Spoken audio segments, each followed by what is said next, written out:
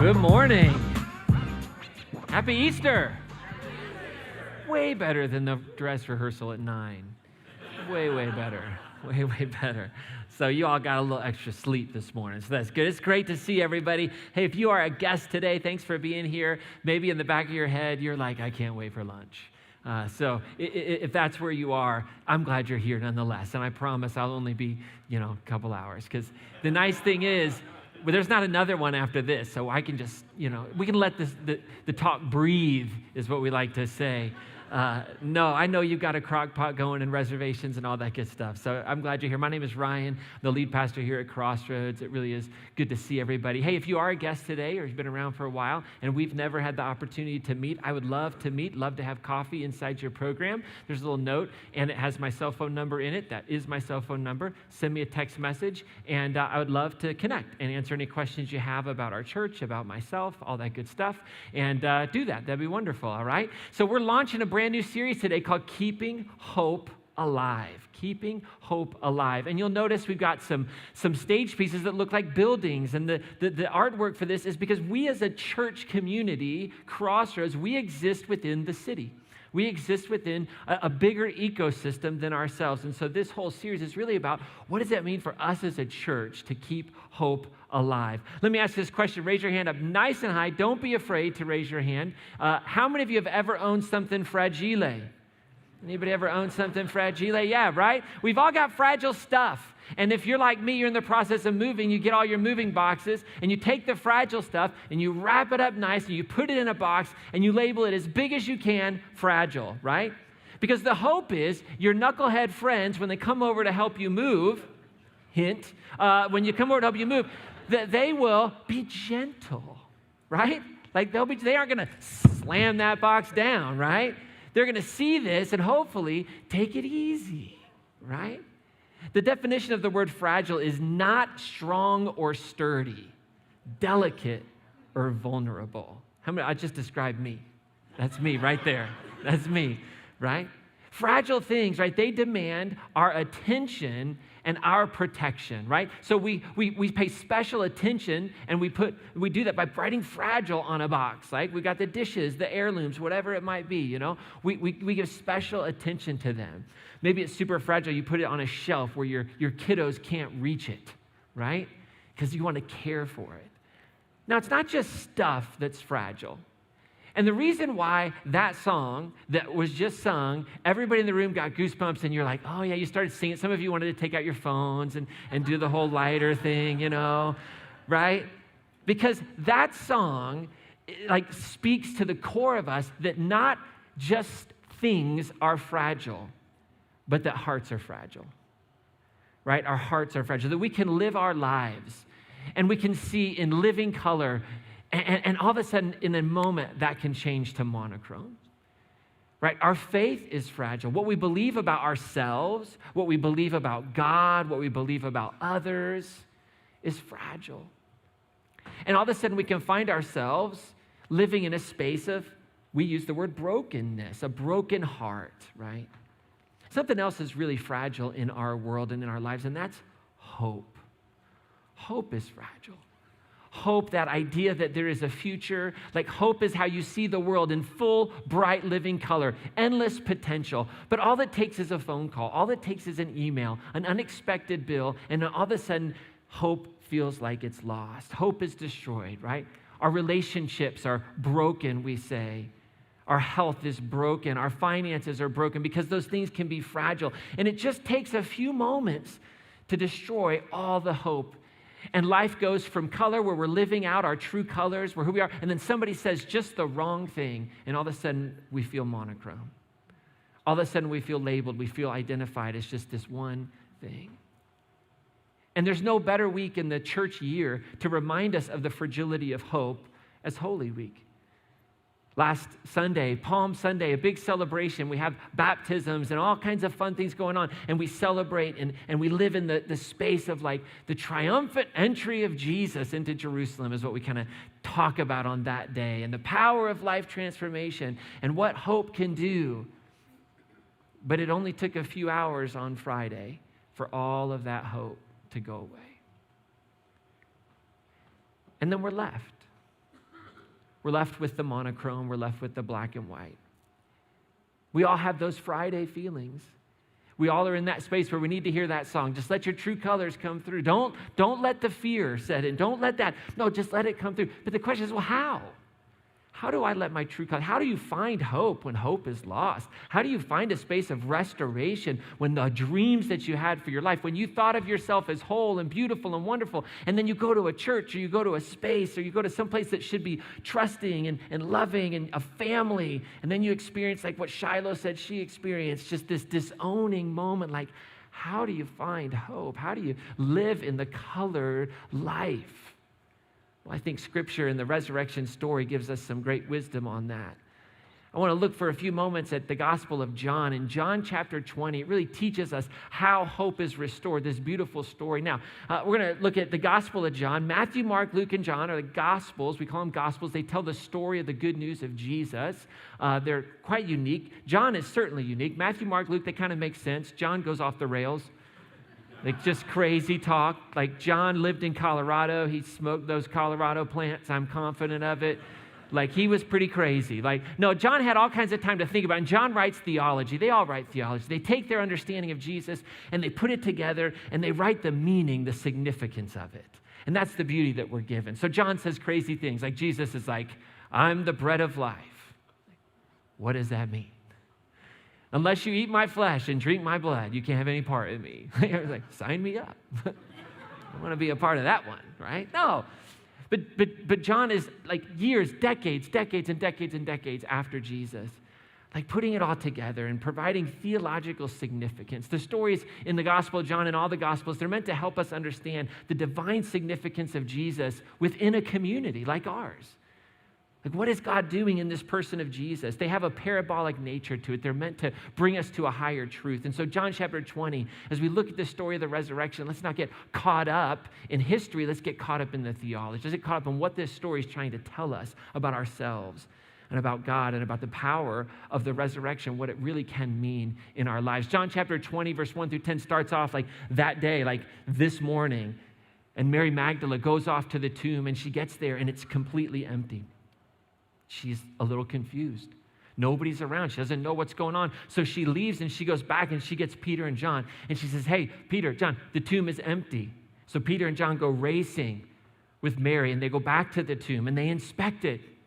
She's right. It's empty. And they leave, but Mary stays.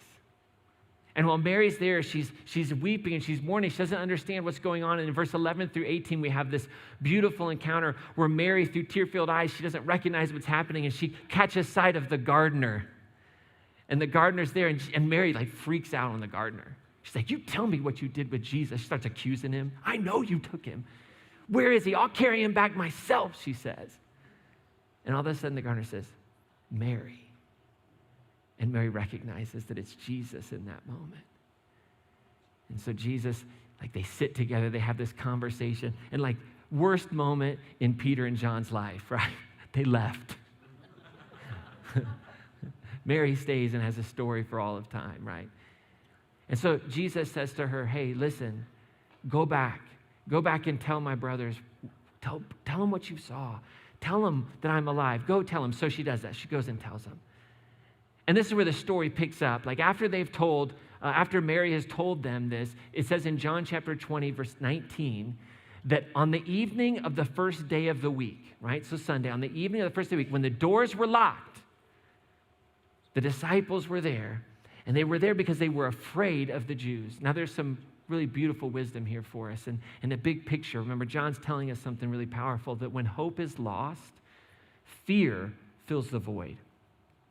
Fear fills the void. It's not that we just become hopeless and we're neutral, right? When we have hope for our finances, we have hope for our families, hope for our relationships, hope for the future. When something happens and that hope is lost, what is replaced in our lives is fear. It's not, again, we don't just aren't neutral. Well, the future is going to happen, come what may. No, like when we sense that loss of hope, all of a sudden we become afraid. Well, what am I going to do? How's it going to work out? And so they're sitting in this room, they're waiting, the doors are locked, and all of a sudden it says Jesus came and stood in their midst. Doors were locked, Jesus appears in their midst, and he says, peace be with you. He says, chill, relax. I love that in all of Christendom, like we get into these big arguments, it's been happening for 2,000 years about the nature of the resurrected body of Jesus, right? The story. So the story goes, the resurrected body of Jesus didn't seem to be bothered by walls and doors. So there's something unique about this story. I've never walked through a door. Anybody ever walked through a door? I've walked into a door. I've had that fun experience, right? But this resurrected moment, this experience is something powerful and unique. And they're gathered up there. And here's what I think is fascinating. Jesus appears, and the first thing he says is peace.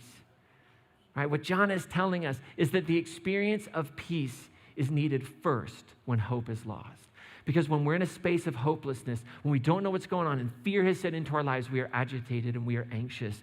And Jesus says, peace. He comes right in the middle of the fear and says, peace. And after he had said this, John tells us, he showed him his hands and he showed them his side. And in this moment, I think John is teaching us something else really cool, really powerful, that Jesus' wounds, in that moment, they become sacred. They become sacred. These were no longer the wounds of an oppressive regime. These were no longer a sad story, but they became hope. They became hope. And I think what John is saying, there's always life beyond the wound. There's always life beyond the wound. And our wounds become sacred when we have that encounter with Jesus, and all of a sudden, they can point people to the greater power. They can point people to the hope. Think about Shiloh, who shared her story today. If you listened, there were the wounds in that story. What did she do? She came and she showed you her hands and she showed you her side. And in that moment, in your own life, you experience the power of peace and hope because there's life after the wound. So the disciples experienced this, and the text says that they rejoiced when they saw the Lord. They rejoiced. And so Jesus says to them again, peace be with you. And then he says this, he says, as the Father has sent me, so I'm sending you. Now, if I'm the disciples in this moment, I'm like, seriously? You're giving me a job after what we've just been through? Can we just have a day off? Can we just sit in this moment for a second? But no, Jesus jumps in. Now, that's what I mean by I don't know that we're meant to think, oh, video camera, this is the significance of the moment. What John is telling us is that this is a sending moment. When the sacred wounds of Jesus come and begin to bring healing and peace into our lives, it's a sending moment. That for Jesus to live, we have to live into the sentness. We have to live into this moment to keep that hope moving. And in this moment, so the story tells us that Jesus knew that his hope would need his followers. That if Jesus was to remain alive, if Jesus was to live, if hope was to carry on, it would take his followers to do it. And then we get introduced a few verses later to something really fascinating. It says, but Thomas, called Didymus, he wasn't there. He wasn't there when Jesus came. And I wonder when Jesus realized that. Right? He shows up, makes the great entrance, right? Has it all planned out. He rehearsed it. It's like, peace be with you. Just as the Father has sent. Where's Thomas? Don't worry about it. We'll deal with it later. Peace be with you. That's why he said it twice, right? Peace be with you. Right? I wonder if Thomas was the guy who was always late. And it's just everybody knew it. Jesus knew it. He saw Thomas is late again, right? For 3 years, they were always like, where is Thomas at, right? So nobody was surprised in that moment. But Jesus says, so now Thomas didn't know it, right? So the other disciples, when he shows back up, they're super excited. We've seen the Lord. We've seen Jesus. We've seen him. And they start telling him, hey, we saw his hands. We saw his side. We know it was him. And Thomas says to him, well, until I see the mark, until I see the mark of the nails on his hands, till I put my fingers in those nail marks, and until I put my hand on his side, I won't believe. Now, I don't think John is telling us this to tell us, man, Thomas was just a jerk. Just didn't believe his friends. He's always a problem. No. I mean, the disciples had the pleasure of touching the hands and the side. So there's nothing wrong with the request. But I think what John is saying, I think the inspiration behind this is that we all should know that when hope is lost, words are never enough. When you're in the presence of someone who has lost hope, the words are just never enough. There has to be their own experience. So when you find yourself proximate, when you find yourself next to the neighbor who's facing grief, who's facing a loss, who's facing hopelessness, whose world has become monochrome, don't even worry about finding the right thing to say, because there is no right thing to say. Because words will never be enough. He needed to have his own experience with Jesus. He needed to experience what the disciples had experienced. So here's what's funny. Now the text says a week later. So for 7 days, they're trying to convince Thomas. No, seriously. And Thomas is like, no, seriously. I'm not doing it. I don't believe it. It's nonsense. This is the biggest practical joke you guys have ever played on me. I'm not going to do it. So seven days later, right? Sunday's back. Thomas was with them. And Jesus makes a second appearance. It says that Jesus came, although the doors were locked again, and he stood in their midst and he said, peace be with you. I think he looked to make sure Thomas was there this time. Peace be with you, Thomas. I love that Thomas was worth a second showing. Thomas was worth it. He comes and has the same experience, and then he says to Thomas, put your fingers here. See my hands. Come and bring your hand on my side. Don't be unbelieving, but believe. I get it. And Thomas answered just like the rest of them, my Lord and my God. My Lord and my God. Now, there's something fascinating to me that happens here that really ties into something that Jesus said in his ministry. In Matthew chapter 18, Jesus said this, where 2 or 3 are gathered together in my name, there I am in the midst of them. See, where 2 or 3 are gathered, where the disciples were gathered, 2 or 3 of them, 10 of them believing that Jesus was alive, there was the presence of God. There was Jesus. And you see, here's the thing.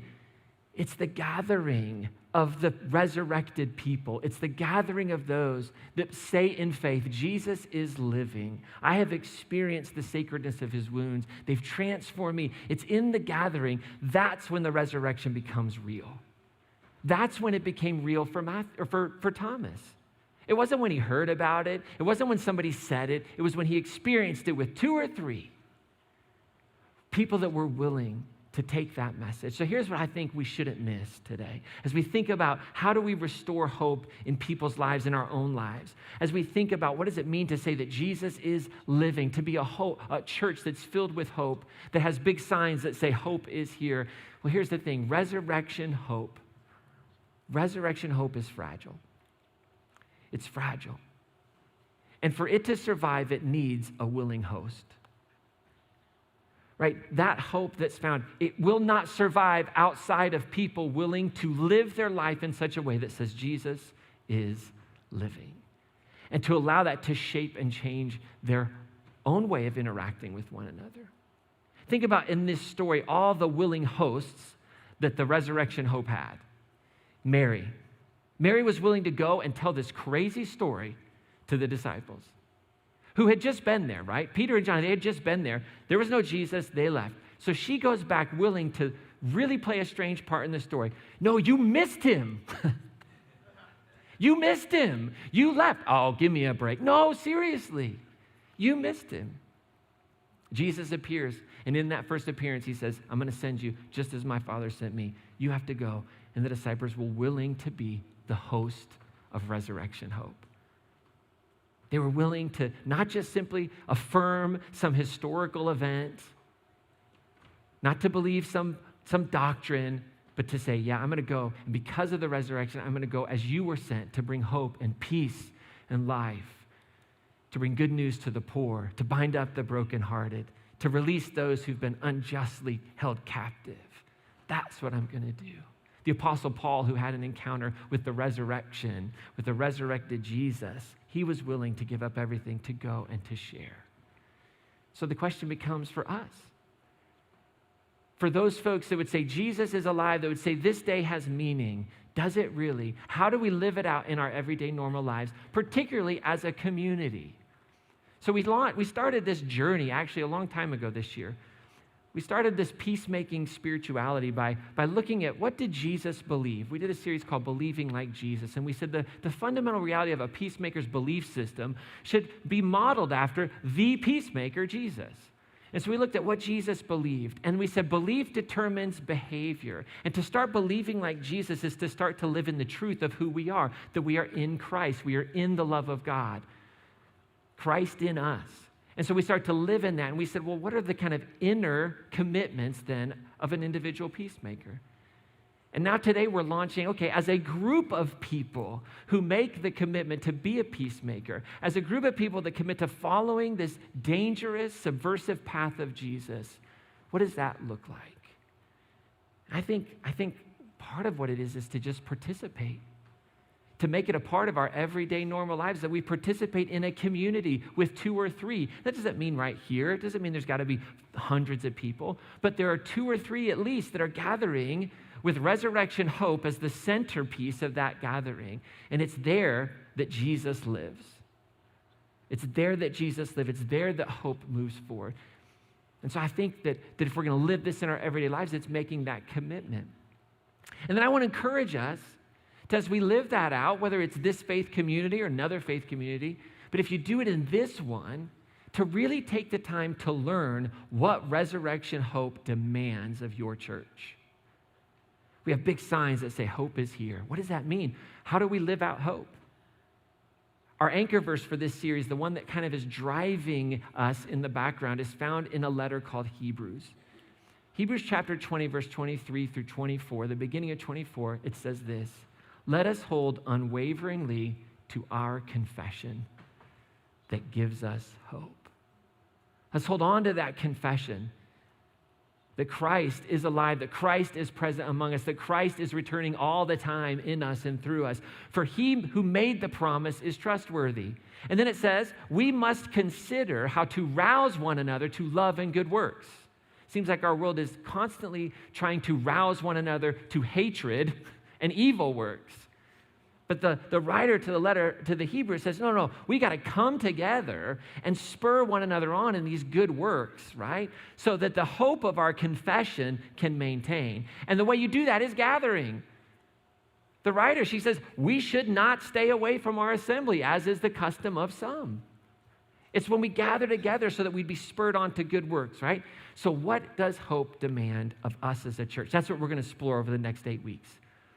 What does it mean to be a church that truly can say hope is here? And for hope to be here, what does that mean of us? So next week, we're going to talk about hope demands perseverance, that we have to persevere in love when we're tired. And then next week, we're going to talk about hope demands justice. We have to be a people who are willing to work for justice, even when we are satisfied with our own justice. When we think life is good for me, I've got enough privilege, I can just put my blinders on. I don't have to see what's going on. No. Hope says I've got to put down those blinders. I've got to put down that privilege, and I've got to step into the unjust spaces if hope is going to be here. Then week number 3, we're going to say hope demands proximity when we want to run. Y'all have had that moment, right? Somebody tells you bad news, and you're like, achoo, achoo, achoo. And you just like go into a sneezing fit to get away. A coughing fit, I got to get out of it. I don't know what to say, right? But here's the thing. Hope says you've got to be proximate to the pain. You've got to step into the darkness. We've got to be side by side. And then the next week, we're going to look at how hope demands growth. When we just want to be certain and say, I've arrived. I've got it. I've got God figured out. I know what I'm supposed to believe. I got it. But real hope means that we have a humility that says, no, I've got to grow. I can't be certain. I've got to live in the mystery. Then we're going to talk about how hope demands care when we want to judge. Oh, well, they're getting what they deserve. I don't need to care. I don't need to give. I don't need to give them myself. No, but a community of faith that's going to bring hope says, nope, that's not what happens. When we want to judge, we crucify that. And we as a community, we care. We bring support to one another. Then we're going to look about generosity. Hope demands generosity, a community that's grounded in a generous spirit. We're going to talk about how hope demands care of our souls together, sharpening one another when we don't want to be vulnerable. We want to avoid that. We just want to go and be a part of the audience. I just want to go and feel good, get the good. No. Like soul care is about digging in, caring for ourselves, being vulnerable with one another. And then our last week, we have a special guest, Carlos Rodriguez, who's from the Happy Giver nonprofit. He's going to be here that week, and he's going to talk about how hope demands a global vision when we just want to focus on ourselves, our own problems, the own problems in our community, but no, like the hope of Jesus, resurrection hope says, you take it everywhere, and we're concerned with everywhere. And I'm always asking the question, the topics that we talk about, the church that we are, how does this make our city better? How does this make northern Colorado a better place? Because here's the thing, a church that will keep up with the demands of hope, that will actually recognize that hope expects of us. The resurrection hope, if Jesus is to be alive, Jesus has to live through us. If we'll meet those demands, then we'll keep hope alive. Those true colors can start to shine through here, if no place else. And so we make decisions as a community of faith to use our resources, to give our time, our talent, our treasure, to participate in the healing and the wholeness of our city. And we look for those spaces where hope doesn't exist, where hope is lost, and we pour into them. Here's one way that we're doing it as a church right now. Check out this video.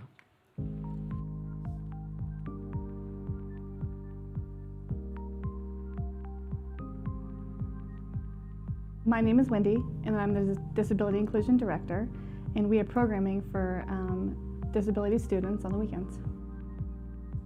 Also oversee the deaf and hard of hearing and special programming like Oktoberfest and any programming that we make sure we include all of our families. We provide programming for birth to 18 and any range of disability. That could be those who use wheelchairs, seizure disorders, autism, G-tube feeding, any range that would label you as having a disability, we welcome you. I'll tell two stories about how families got connected to Crossroads and the Disability Inclusion Program. One is a new family started coming, and I said, how did you find out about us? And she said that she did a Google search of churches, special needs programs, disability programs, and Crossroads was the only church that showed up offering a program like that.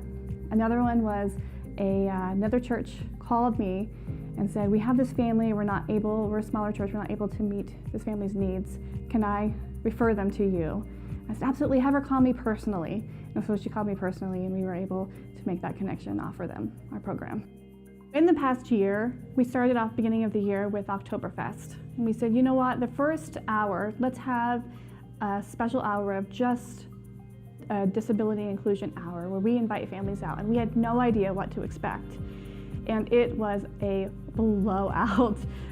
It was all over Facebook, all of our community groups. We had just really hundreds of families come out, and we were blown away. And it was really quite an astonishment. I'm very, very excited about this adult disability changing table that we now have in our area. There are under 5 of these tables in the whole state of Colorado. Not even Denver Airport, they're working on getting it, has this adult changing table. And we were able to get this changing table because of a very, very generous donor. These tables are very, very expensive. We have students that aren't able to be changed on baby changing tables. And in order for them to be changed, they would have to be changed on the floor, and that doesn't provide them and their families much dignity. So I asked a family, what do you do when you need to be changed? And they simply said, oh, we have to go out to our car. We really felt like we needed an adult disability changing table. We had students who were unable to be changed. If they were, they would have to be changed on a dirty floor or in their parents' vehicle. And so we had a very, very generous donor. The tables are very expensive, who said, I'll do that for you. I would love to fund that table for you. And it was during the Peace is Worth It campaign. And so that's why we were able to have this table for our students. Our rooms, have doubled in size. It's amazing. Our volunteers have grown as well. That's really amazing. And we have Wendy Hill as our deaf and hard of hearing interpreter. That's new this year. And then our disability changing table. To be able to provide that for our families is really quite amazing.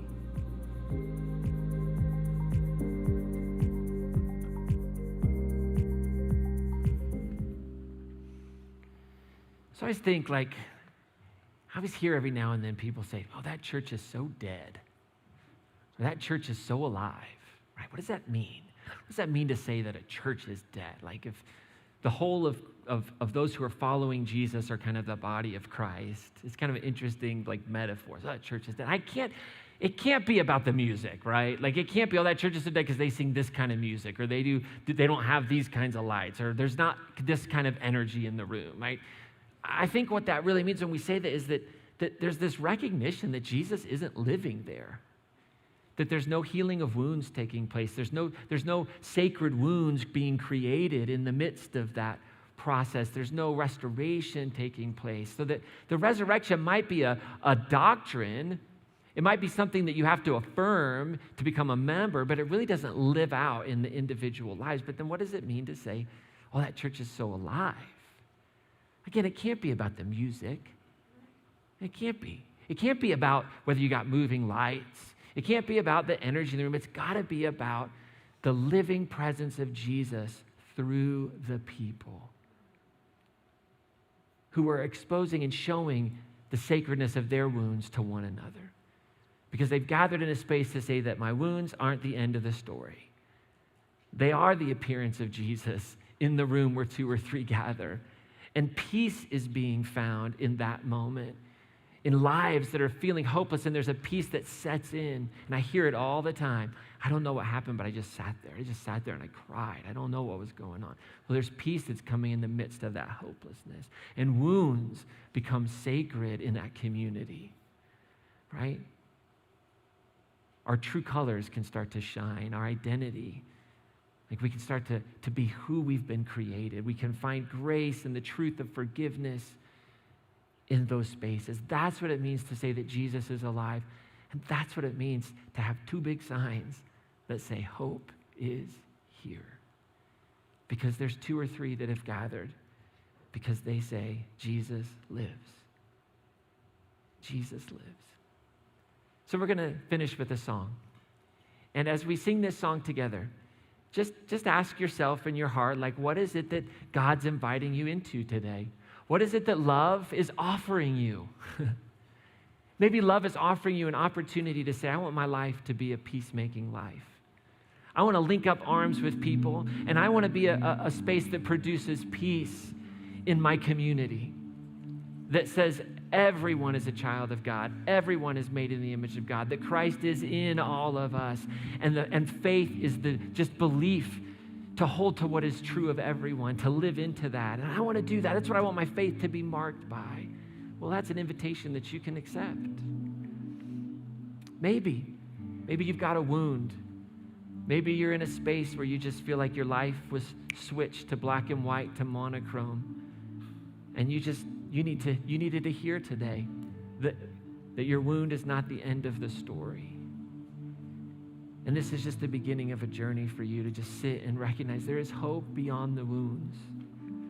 And I hope that everybody, in some way, whether you tune in online, come back, that you'll attend this next series and that you'll ask the question, like, do I want to actually, am I willing to meet the demands of hope, or is it just going to be a slogan on our door? Let me just talk to those of you that say, I'm Crossroads Church, right? Like, this is where it all hits the road. Like, are we actually going to exist in the community, and will those signs have meaning? Because we will, as a collective group of peacemakers, meet the demands that hope asks of us.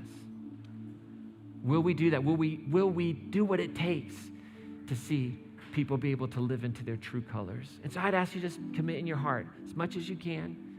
Make it a priority to gather, to make the hope of your conviction real.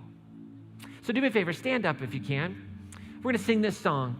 It says, keep hope alive. You keep hope alive. So I encourage you to sing this as we finish our celebration this Easter, and I'll come back out and give our week